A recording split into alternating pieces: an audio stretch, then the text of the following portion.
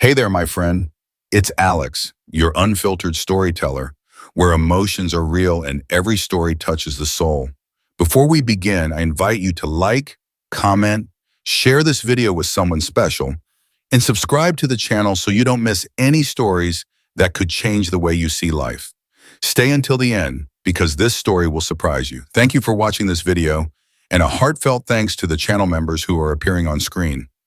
Your support makes all of this possible. I wish you a beautiful day, and may God bless you and your family. Let's begin. The rain tapped softly against the windows of the elegant office as Horace Sterling closed the file he held. His eyes, tired from long hours of work, turned toward the framed photo on his desk, a young man with a radiant smile who would never come home again. Just like every Friday afternoon, Horace put his documents into his leather briefcase and headed for his company's private elevator. The employees he passed lowered their gazes with respect, but also with a certain fear. Horace Sterling was known for being a fair but ruthless man, a CEO who had built a business empire from nothing, but had lost what was most valuable in the process. Greenwood Cemetery stood majestically among ancient cypress trees. Horace knew every path, every curve of the cobblestone road that led him to the white marble grave where Matt rested, his only son. The accident had happened a long time ago, but the pain was still as fresh as the first day. As he walked down the familiar path, something unusual caught his attention. A female figure was kneeling in front of the same grave he visited religiously. The woman sobbed silently, her shoulders trembling, under a navy blue coat that Horace immediately recognized. It was his company's uniform. Eliana Vance, the new employee from the accounting department, raised her tear-stained face as she sensed someone else's presence. Her large green eyes met her boss's bewildered gaze, and for a moment they both stood in silence. "Mr. Sterling," Eliana murmured, trying to wipe away her tears with the back of her hand. "I didn't expect to see you here." Horace approached slowly, without it taking his eyes off the golden inscription on the marble. Matthew Alexander Sterling, beloved son. His brows furrowed in confusion as he looked at the fresh flowers Eliana had left beside his own. "What are you doing here?" Horace asked in a low, though not hostile voice. Eliana stood up with difficulty, her legs trembling from the shock of being discovered. For a moment that seemed endless, she struggled with herself before answering. "He was my husband," she whispered in a voice barely audible. The words struck like a bolt of lightning between them. Horace took a step back, feeling as if the ground were moving beneath his feet. "That's impossible," he murmured, shaking his head. "Matt was my son, my only son." Eliana closed her eyes and took a deep breath before continuing. "Matthew Alexander Sterling, but his middle name wasn't Alexander, it was Vance. He was my husband, Mr. Sterling." The silence that followed was deafening. All that could be heard was the dripping of rain on the leaves and the accelerated beating of Horace's heart. Thousands of questions flooded his mind, but none found their way to his lips. "You didn't know, did you?" Eliana asked, reading the expression of shock on the face of the man she had admired from a distance at the office. Horace clutched the edge of the headstone, his knuckles white with tension. His whole life, everything he thought he knew about his son, was teetering with this impossible revelation. "But he lived with me. He was studying business. He was going to take over the company someday." Horace stammered. Eliana looked at him with a mixture of compassion and pain. "Matt was living a double life, Mr. Sterling. During the day, he was your son, the perfect heir. But at night, he was my husband. We got married in secret because he knew you would never approve." Horace's legs gave way, and he had to sit on the stone bench next to the grave. His world, built on unshakable certainties, was crumbling piece by piece. "Why? Why didn't he ever tell me?" he asked, his voice breaking. "Because he was afraid," Eliana confessed, sitting down beside him. "Matt told me what you were like at work, demanding, a perfectionist. He was afraid of disappointing you. He was afraid that if you found out he had married a mid-level employee, you'd disinherit him." Horace looked up at Eliana for the first time. He really looked at her, and she was a beautiful woman with delicate features and an intelligent gaze. Her hands, though trembling, showed the care with which she had placed the flowers on the grave. "How long were you married?" he finally asked. 2 years, Eliana replied with a sad smile. "The 2 happiest years of my life." Matt was a wonderful man, gentle, funny, a dreamer. Nothing like the serious image he projected at the company. Horace felt a lump in his throat. I, I thought I knew him. He loved you deeply, Eliana hastened to say. He talked about you constantly, how proud he was to be your son, how much he wanted to live up to your expectations. And I disappointed him without even knowing it, Horace murmured, putting his hands to his face. Eliana gently shook her head. No, Mr. Sterling. He was never disappointed in you. He just wanted to be himself without losing your love. The rain had stopped, but the sky remained gray and threatening. Horace looked at the date on the headstone, remembering that fateful day when he received the call about the accident. Matt was returning late from the university, or at least, that's what he had believed. Where was he going that night, Horace asked, though a part of him feared the answer. Eliana looked down and new tears streaming down her cheeks. He was coming from our place. We had dinner together and I had given him some news. Horace waited, holding his breath. I was pregnant, Eliana whispered. You were going to be a grandfather, Mr. Sterling. Matt was so happy. He said he would finally have the courage to tell you everything, that you deserved to meet your grandchild. Horace's world stopped. Not only had he lost his son, but also the chance to meet his grandchild, another life that had vanished on that rainy night. What happened to the baby? He asked in a broken voice. Eliana hugged herself. I lost it a week after the accident. The shock, the sadness. My body couldn't handle it. Horace closed his eyes, feeling the weight of all the losses accumulating on his shoulders. He hadn't just lost Matt, but also a daughter-in-law he never knew, and a grandchild he would never see grow up. Why did you start working at my company? He finally asked. Eliana looked him directly in the eyes. Because I wanted to be close to you. Matt always talked about how much he admired you, what a good man you were under that tough exterior. After losing him, I wanted to get to know the man he loved so much. And what have you found? Horace asked with genuine curiosity. Eliana smiled for the first time since their conversation began. That he was right. You're exactly as he described you, a man of principle, a hard worker who holds himself to the same high standards he holds others. But you're also a man who carries a deep pain and never learned to express his emotions. Horace fell silent, processing Eliana's words. For so many years, he had built walls around his heart, believing that strength and control would protect him from pain. But now he realized that those same walls had prevented him from truly knowing his son. Eliana, he finally said, there's something I have to ask you, and I need you to be completely honest with me. She nodded, preparing for anything. Was Matt happy? Truly happy? The question surprised Eliana with its simplicity and its depth.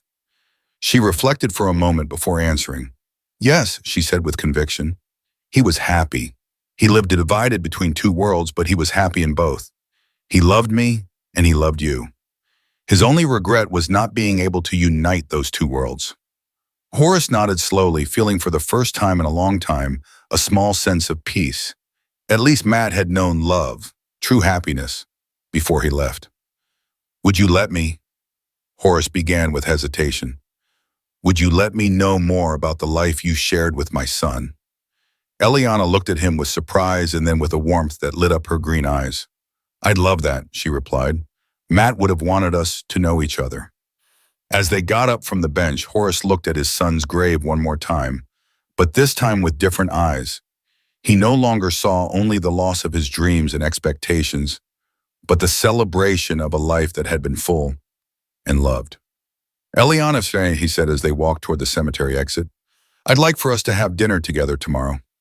I'd like to hear more stories about Matt, about the man he was when he wasn't with me. Eliana smiled, feeling for the first time since her husband's death that she wasn't completely alone in her grief.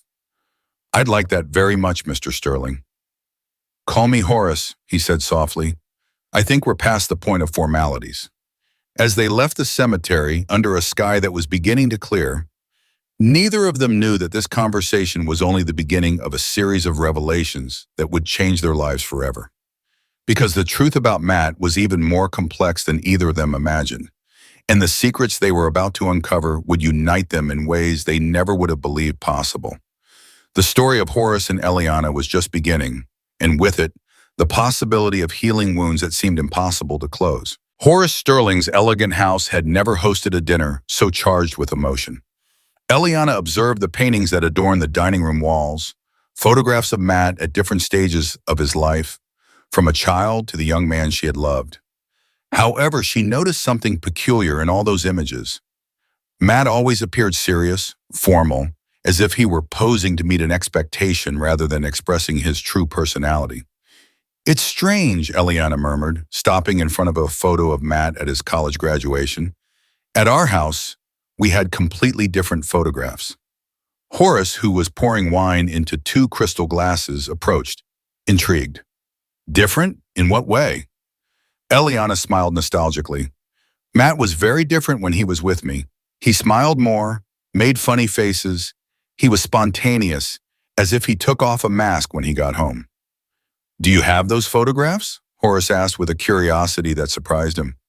"Yes, I brought them with me," Eliana replied, taking out her cell phone. "I thought maybe you'd like to see them."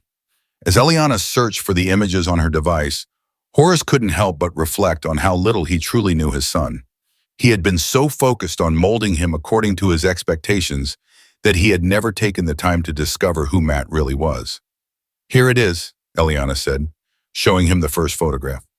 Horace nearly dropped the wine glass. In the image, Matt was laughing hysterically as he tried to cook something that had clearly burned. His eyes shone with a genuine joy that Horace had rarely seen at home. "When was this photo taken?" he asked, his voice slightly trembling.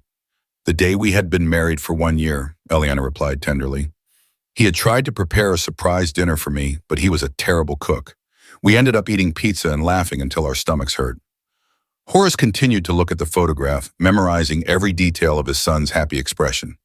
"I never saw him that free. Matt told me he always felt a lot of pressure to be the heir to your company," Eliana explained, showing him more photographs. "He said that since he was little, he had learned that he had to be perfect, serious, responsible.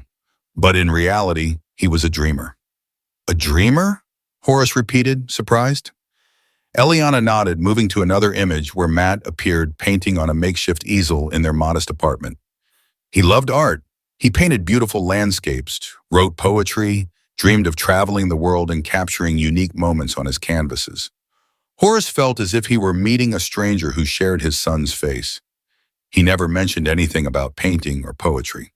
"Because he knew you would consider it a waste of time," Eliana replied softly, not intending to hurt him, but being honest. "Matt was so afraid of disappointing you that he hid everything that made him truly happy." The silence that followed was heavy.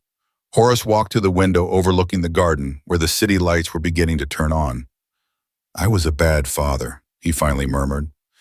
"No," Eliana firmly replied, approaching him. "You were a father who loved his son and wanted the best for him. Matt always defended you when I questioned why he didn't tell you about us. He said you had sacrificed a lot to build what you had and that he didn't want you to think he didn't value that effort." Horace turned to Eliana, his eyes moist. "He really said that?" "All the time," Eliana confirmed. "He talked about how you started from the bottom, about the nights you stayed up working late to build the company. He said you were the most hardworking and dedicated man he knew." "But I never allowed him to be himself," Horace whispered. Eliana took Horace's hands, a gesture that surprised both of them with its naturalness. "Matt was happy being your son, Horace. The problem wasn't that you were a bad father. It was that you were both afraid to show vulnerability to each other." During dinner, Eliana shared more stories about Matt's secret life. She told him about his dreams of opening an art gallery someday, about the nights he spent writing short stories about his plan to take a honeymoon trip through Europe to visit the most important museums in the world. "Did he know you were pregnant for a long time?" Horace asked, delicately cutting a piece of meat. Eliana shook her head. "I had just told him that night. He was so excited.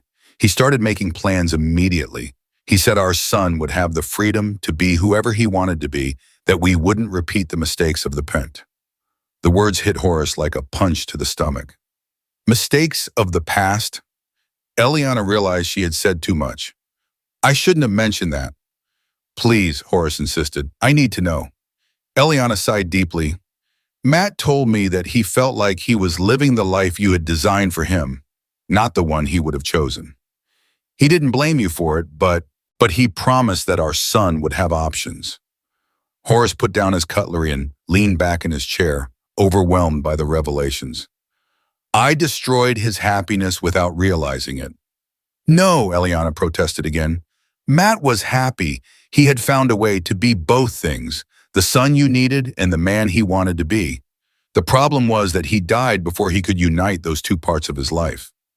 After dinner, Eliana and Horace went to his study, where the walls were covered with diplomas, business awards, and photographs with important figures from the business world.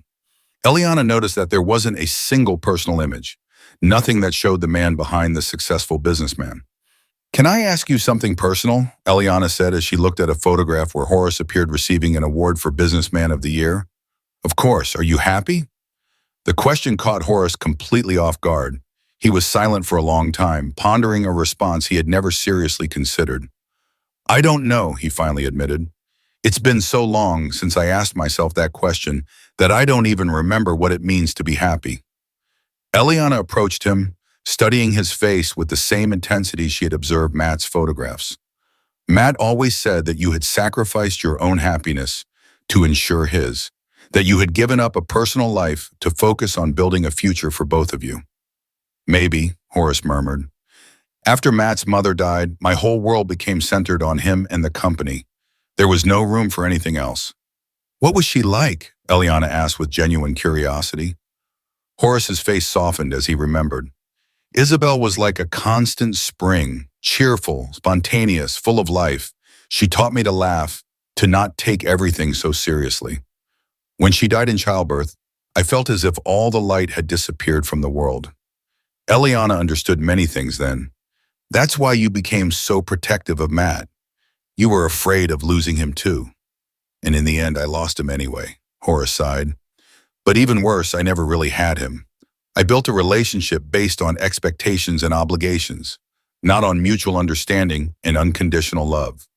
But he loved you, Eliana affirmed, and he knew it. That was the most important thing for Matt. How can you be so sure? Eliana smiled, pulling a small, worn leather notebook from her purse. Because he wrote about you constantly. Horace looked at the notebook as if it were an invaluable treasure. That's his journal? Yes, Eliana confirmed. I found it after the accident. At first, I didn't dare to read it, but one night when the loneliness became unbearable, I opened it. It's full of reflections about you, about how he admired your strength, about how much he wanted to make you proud. With trembling hands, Horace took the notebook. May I? Of course, it's as much yours as it is mine. Horace opened the notebook to a random page and began to read his son's familiar handwriting. Today, Dad worked very late again. When I got home, I found him asleep at his desk. I put a blanket over his shoulders and turned off the lights. I sometimes wonder if he ever allows himself to truly rest. I know everything he does is for me, for our future. I wish I could tell him that he doesn't need to carry all that weight alone anymore, that I would be proud of him even if he had never built this empire, that I love him for who he is, not for what he has accomplished. Tears began to roll down Horace's cheeks as he read. He had never imagined that Matt saw him with such compassion and understanding. Eliana sat beside him on the leather sofa. Keep reading, she encouraged him gently. Horace turned several pages and found another entry. Eliana asked me today why I don't tell Dad about us. The truth is, I'm scared. Not scared of his anger or disappointment, but scared that he will feel betrayed. He has given everything for me, and I've been living a secret life. But I also know that someday I'll have to be brave. Eliana deserves to be a part of my complete family, and our future child deserves to know the extraordinary grandfather they will have. He was going to tell me? Horace murmured, looking at Eliana with eyes full of pain and gratitude. Yes, Eliana confirmed. That night he was coming from our place. He had promised me he would talk to you the following weekend. He had planned a whole strategy. First, he would tell you about me, then about the baby, and finally, about his artistic dreams. Horace closed the notebook and hugged it to his chest. I lost so many opportunities to truly know him. But now you can know him through me, Eliana offered. I can tell you all about the man he was when he didn't feel judged, his terrible jokes, the way he sang off key in the shower, how he got excited like a child when a painting turned out perfectly. I'd like that, Horace replied with sincerity, but I'd also like to get to know you. Matt chose to love you, and that says a lot about who you are. Eliana blushed slightly. I'm nobody special, just an accountant who fell in love with the most wonderful man in the world. You're the woman who made my son happy, Horace replied. That makes you very special to me. As the night wore on, Eliana and Horace continued to share stories, memories, and reflections. Little by little, they began to build a bridge over the chasm that Matt's death had created in their lives. Horace, Eliana said when it was very late, there's something else I have to tell you, something I found among Matt's things that I think you should know. The seriousness in her voice made Horace sit up straight in his seat. What is it? Eliana took a sealed envelope from her purse with Horace's name written on it in Matt's handwriting. He wrote this shortly before the accident. I think it was the letter he planned to give you when he told you everything. Horace took the envelope with hands that trembled visibly. Have you read it? No, Eliana replied. It's addressed to you, but I think it's time you opened it. With reverent care, Horace opened the envelope and unfolded the handwritten pages. Matt's voice seemed to come to life through his words. And as he read, Horace knew his life was about to change forever.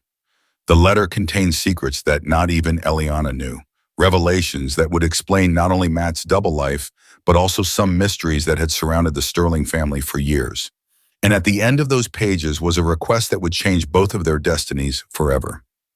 Horace's hands trembled as he unfolded the pages of Matt's letter. His son's handwriting, so familiar and at the same time so revealing, seemed to come to life in the silence of the study. Eliana remained by his side, holding her breath, not knowing what secrets were about to emerge from those lines written with love and desperation.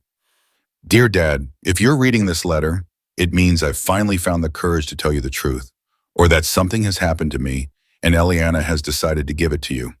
I sincerely hope it's the first option.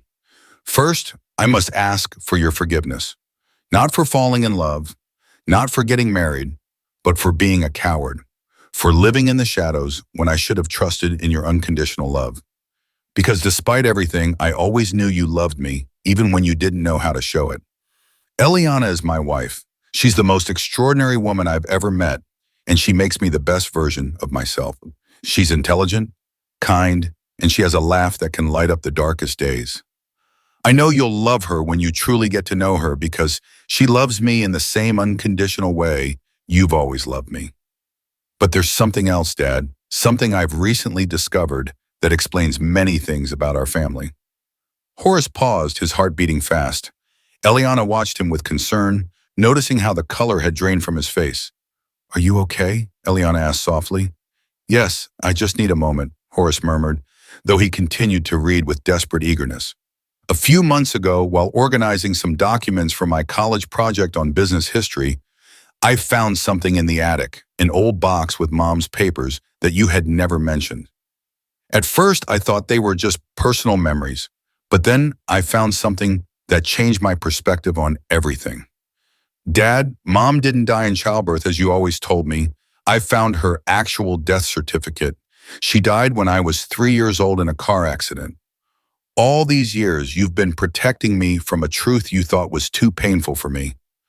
Horace dropped the letter as if it burned. The world seemed to spin around him as Eliana looked at him with confusion and alarm. What does it say? Eliana asked, picking up the pages that had fallen to the floor. He knew, Horace whispered, putting his hands to his face. He knew I had lied to him about his mother. Eliana quickly read the fragment and understood the magnitude of what was happening. Horace, you have to keep reading. You need to know what else it says. With trembling hands, Horace resumed the letter. I don't blame you for lying to me, Dad. After investigating further, I understood why you did it. I found the newspapers from that time. Mom died because she was driving at night in the rain, returning from a work meeting, exactly as I have been doing every night coming home from Eliana's. I understood your fear. I understood why you always got nervous when I was late, why you insisted that I stay home on rainy nights.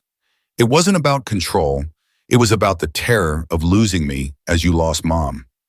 But I also understood something more important.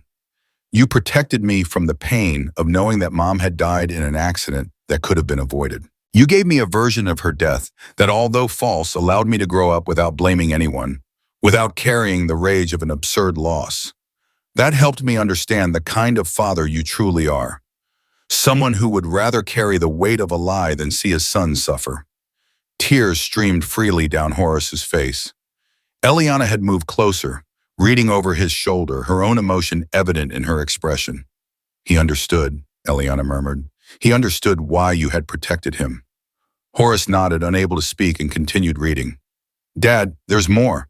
I also found the letters Mom wrote to you when she traveled for work.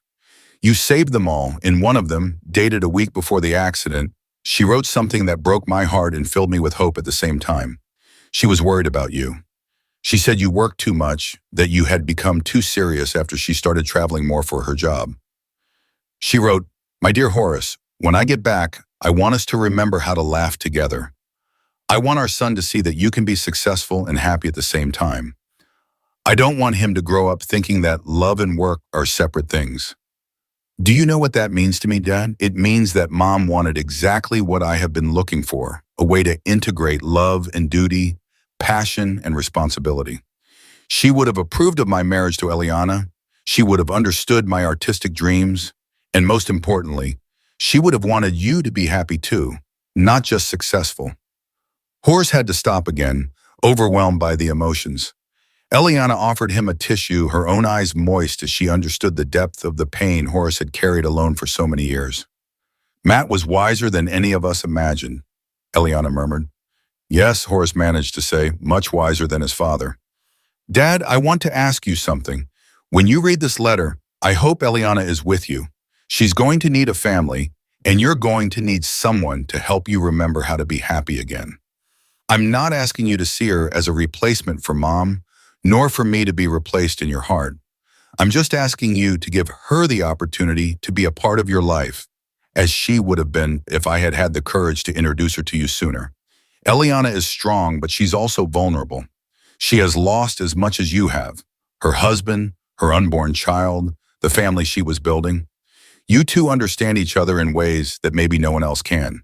And there's something else you need to know about Eliana, something that even she doesn't know I discovered.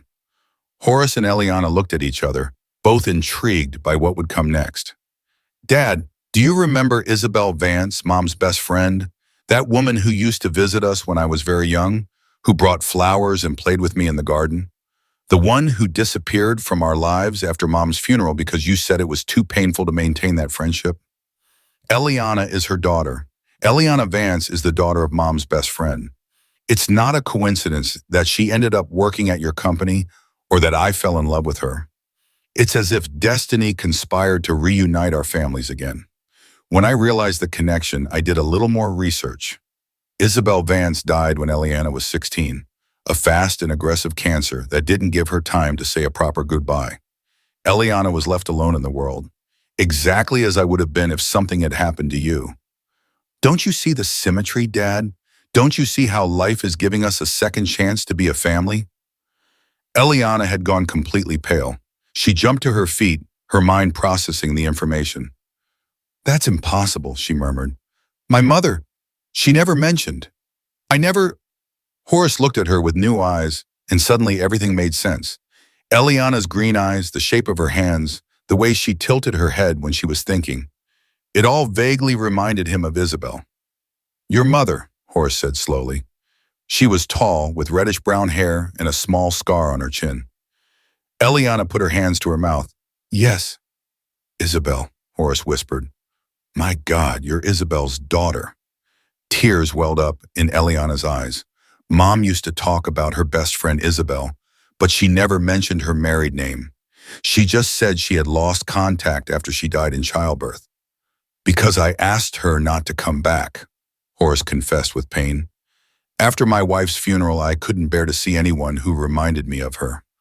I told Isabel it would be better if we didn't see each other again. I was cruel and selfish. Eliana sat down again, overwhelmed. Mom would cry sometimes when she thought I wasn't looking. Now I understand why. She had lost her best friend and didn't know how to get that friendship back. Horace took Eliana's hands in his. Eliana, I am so sorry. If I had known Isabel had a daughter, if I had known she was left alone, you couldn't have known, Eliana reassured him, though her eyes were still shining with tears. But it explains so many things. Why did I feel immediately comfortable working for you? Why did Matt and I connect so quickly? Horace returned to the letter, eager to read his son's final words. Dad, if you're reading this with Eliana by your side, it means that destiny has fulfilled its part. Now it's up to you to fulfill yours. Please don't let Eliana be alone. Don't let grief separate you as it separated Mom and Isabel. You two need each other, even if you don't know it yet. Eliana can teach you to laugh again, to be spontaneous, to find beauty in the small things, and you can offer her the stability and family love she has lost. I'm not suggesting romance, Dad. I know that would be strange and complicated, but I am suggesting family. Eliana is my wife, which makes her your daughter-in-law. Treat her as such. Take care of her as you would a daughter. And Eliana, if you're reading this, please be patient with him. He's a good man who has forgotten how to express his emotions, but when he learns to trust, he's the most loyal and protective human being in the world. There's one last thing, Eliana. In our apartment, in the closet behind my canvases, there's a small box. Inside, you'll find something I bought for Dad the day before the accident. It was my reconciliation gift for when I finally told him the truth. Dad, I hope that gift helps you understand how much I love you, how much I admire the man you are, and how much I appreciate everything you have sacrificed for me. I love you both. Take care of each other. With all my love, Matt. P.S. Eliana, there's also something for you in that box, something I wanted to give you on our second wedding anniversary. I think now is the perfect time for you to have it. The silence that followed the reading was deep and charged with emotion. Horace and Eliana looked at each other, both processing the magnitude of what they had just discovered. We have to go get that box, Eliana finally said. Right now, Horace nodded. Eliana and Matt's apartment was modest but cozy, full of personal touches that showed the love that had existed between them. Horace observed every detail, the plants Eliana carefully tended, the photographs of happy moments that adorned the walls, the books stacked next to a half-finished coffee cup. In the closet, just as Matt had indicated, they found the box behind several canvases. Horace couldn't help but stop to look at his son's paintings. Beautiful landscapes, portraits of Eliana filled with tenderness, urban scenes captured with artistic sensitivity. He was really talented, Horace murmured with admiration. He was, Eliana agreed, carefully opening the box. Inside were two individually wrapped packages, each with a note. Eliana took the one with her name on it, while Horace took his. Eliana's gift was a small gold chain with a painter's palette charm with small diamonds representing colors. Matt's note said, "For my muse and my inspiration, may you always remember that you are a living work of art." Eliana clutched the chain to her chest, moved, as Horace unwrapped his own gift. It was an antique pocket watch, carefully restored, with an inscription engraved on the back. "To the man who taught me that the most valuable time is the one we spend with those we love. Your admiring son, Matt." Horace opened the watch and found a tiny photograph inside, an image of the three of them together that he didn't remember being taken. After a moment, he realized it was a composite photograph that Matt had created, combining a photo of Horace with one of him and Eliana, creating the image of the family he had dreamed of introducing to him. "He never lost hope," Horace whispered, his eyes filling with tears again. "Never," Eliana confirmed. "He always believed you two could be a family." Over the next few weeks, Horace and Eliana began to build a relationship that honored Matt's memory, but also healed their own wounds. Horace offered Eliana the position of CFO of the company, recognizing not only her talent, but also her right as Matt's widow to be part of the business legacy. Eliana accepted, but with conditions. She wanted to implement an artistic support program for employees, something that would allow people to express their creativity without sacrificing their job stability. It was her way of honoring the artistic dreams that Matt never could openly pursue. Horace not only accepted the proposal but expanded on it. He created a gallery in the company building where employees could exhibit their work. The first exhibition was dedicated entirely to Matt's paintings. On opening day, as they watched employees admire their son's work, Horace and Eliana felt a peace that neither had experienced since Matt's death. He would have been so proud, Eliana commented, watching as people were moved by each painting. Yes, Horace nodded, and I'm sure Isabel would be proud of you too. Eliana smiled, instinctively touching the chain Matt had given her that she now wore all the time. I think our mothers would have been friends again if they had lived to see this. They can continue to be friends through us, Horace suggested. And he was right. Over time, Horace and Eliana developed a relationship that was part family, part deep friendship, and completely healing. Horace found in Eliana the daughter he never had, while Eliana discovered in Horace the protective father she had lost so young. They bought a bigger house where they each had their own space but shared meals and evenings of conversation. Horace learned to cook under Eliana's patient guidance, while she learned about the business and discovered she had a natural talent for administration. But more importantly, they both learned to actively honor Matt's memory. Every Friday afternoon, they visited his grave together, bringing fresh flowers and sharing the news of the week. The grave was no longer a place of lonely grief, but of family connection. A year after their first meeting at the cemetery, Horace and Eliana decided to do something special. With the help of a local artist, they commissioned a sculpture to be placed next to Matt's grave, an abstract representation of three intertwined figures, symbolizing the family they had managed to form despite the loss. On the day of the installation, as they watched the sculpture shine in the afternoon sun, Eliana took Horace's hand. "Thank you," she said simply. "For what?" Horace asked, though he thought he knew the answer. "For giving me a family, for teaching me that love doesn't end with death. It just transforms." Horace squeezed her hand gently. "Thank you, too, for giving me my son back, for helping me get to know the wonderful man he was when he wasn't afraid to be himself." As they walked back to the barn, Horace's pocket watch chimed softly, marking 5:00 p.m. It was the time Matt used to get home from college, the time the family used to gather. Now, that same time brought them together, not in mourning, but in celebration of a life that had been full of love, even if it had been too brief. "Dinner together tonight?" Eliana asked, as she had every day for the past year. "Of course," Horace replied, as he had every day for the past year. And as they drove away from Greenwood Cemetery, they both knew that Matt would have been profoundly happy to see how love had triumphed over loss, how truth had healed the wounds of the past, and how two lonely souls had found in each other not only solace, but a new kind of family. Matt's legacy had not died with him. It lived in every shared laugh between Horace and Eliana, in every employee who could now express their creativity without fear, in every business decision that prioritized humanity over profits. But above all, it lived as proof that true love never dies. It just finds new ways to flourish, even in the most wounded hearts and in the most painful circumstances.